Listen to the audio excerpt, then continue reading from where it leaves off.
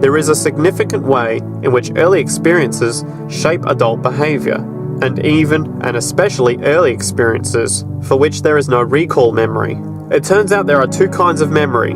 There is explicit memory, which is recall. This is when you can call back facts, details, episodes, circumstances, but the structure in the brain, which is called the hippocampus, which encodes recall memory, doesn't even begin to develop fully until a year and a half.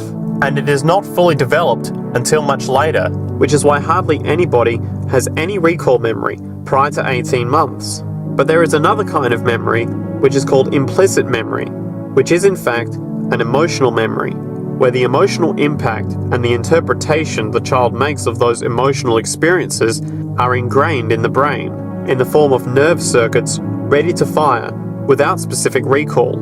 So to give you a clear example, people who are adopted have a lifelong sense of rejection very often. They can't recall the adoption, they can't recall the separation of the birth mother, because there's nothing there to recall with. But the emotional memory of separation and rejection is deeply embedded in their brains.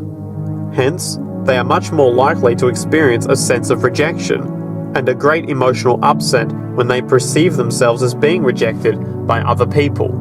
That's not unique to people who are adopted, but it is particularly strong in them because of this function of implicit memory.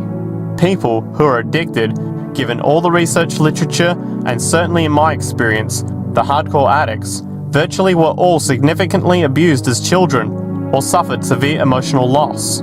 Their emotional or implicit memories are those of a world that's not safe and not helpful, caregivers who are not to be trusted, and relationships that are not safe enough to open up to vulnerably, and hence their responses tend to be to keep to themselves, separate from really intimate relationships, not to trust caregivers, doctors, and other people who are trying to help them, and generally see the world as an unsafe place.